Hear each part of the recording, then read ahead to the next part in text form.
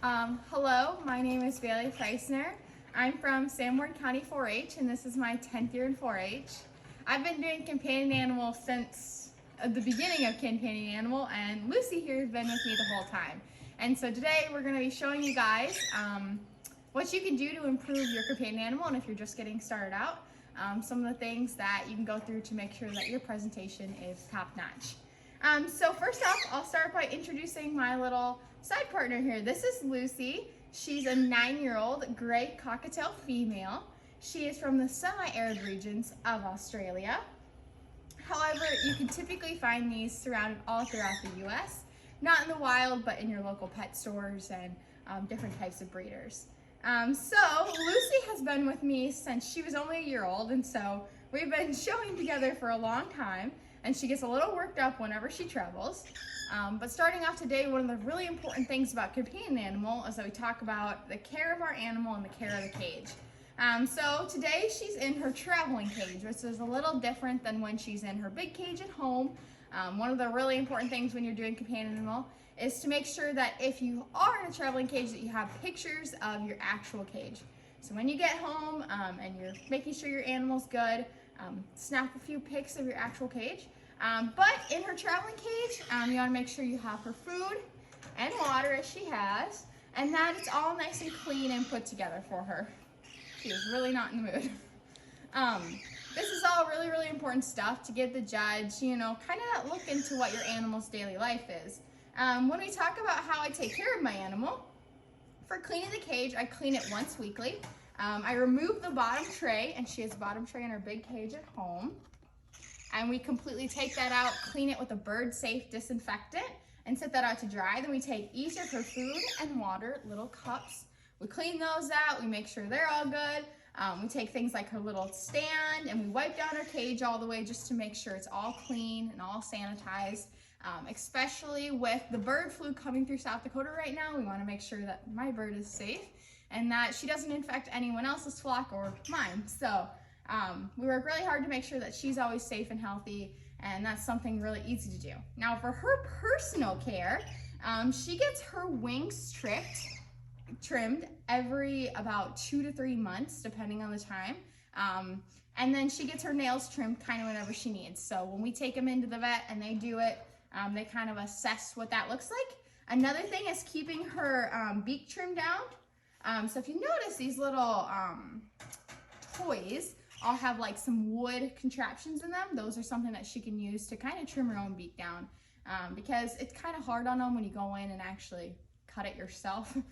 It's kind of dangerous. You're not really supposed to do that much, especially with a bird that's naturally wild. So that is one thing that we're really careful about. We talk about the health of my bird. See if she'll give you a look. It's really, there's a few things that are critical to her. So she's a little more dull as a female would be. So we don't expect her colors to be pop out at you, but they should have some color and pigmentation. So that just shows that she's getting the right nutrition and the right food to really supplement her to be the best bird she can be. We want to make sure that these little nares, so she has little like nose nares things, we want to make sure there's nothing coming out of that, no discharge, nothing gross. We want to make sure her eyes are clean, free moving, there's nothing there. She's got kind of really black eyes, so you just want to make sure that there's nothing in there. We want to make sure all of her feathers are in pretty good condition. Right now she's in the middle of molting, so she looks a tad bit rough, but she's getting there. So she'll kind of take care of herself.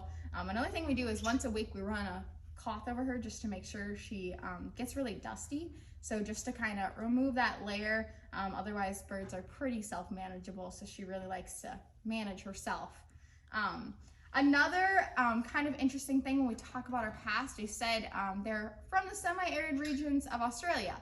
So that impacts how they act today. When you say we let her out right now, she wouldn't fly, she goes right to the ground and runs, which is kind of interesting for a cockatiel, I think, and dangerous. Like I have a little wiener dog in my house, so we have to get the cat and the dog out, and then we let the bird out.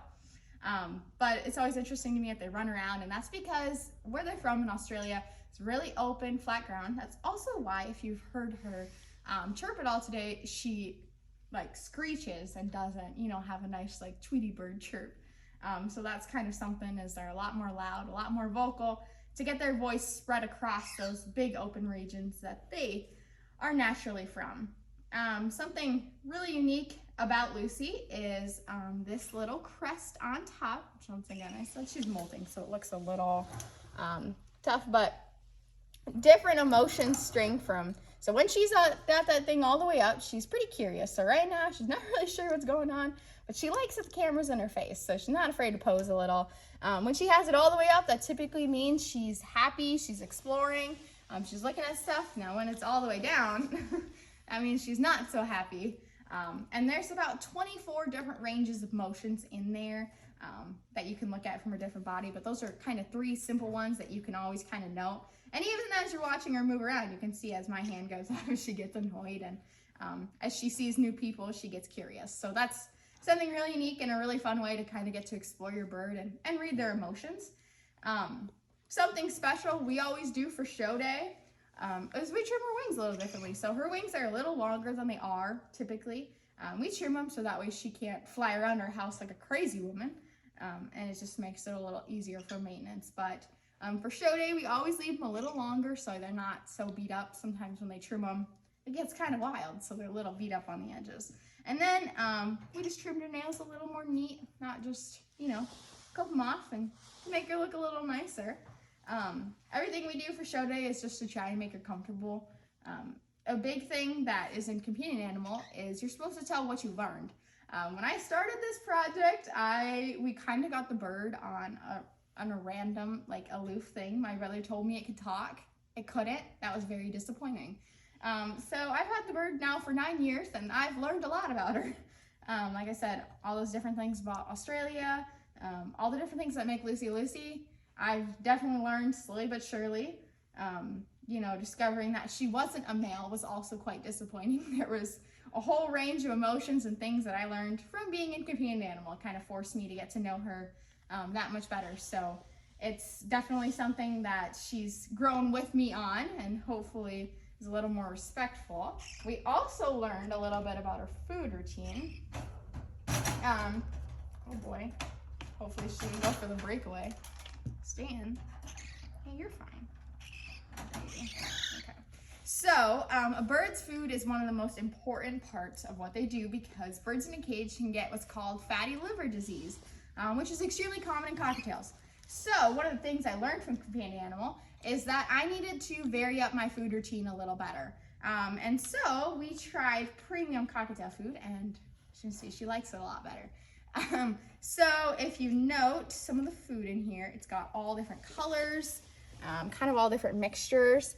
And that's really important because we get our protein in there, some stuff to shine her up a little bit. That's where sunflower seeds come in. And so it kind of is that nutrition basics that she needs.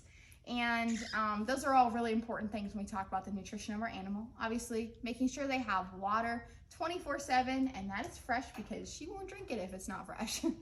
And those are just a few of the things that make Lucy really special and make her a great companion animal. I know my parents say they're annoyed by her, but I think they really love her. So she's a big part of our family, and I'm really happy to get to share that with you guys.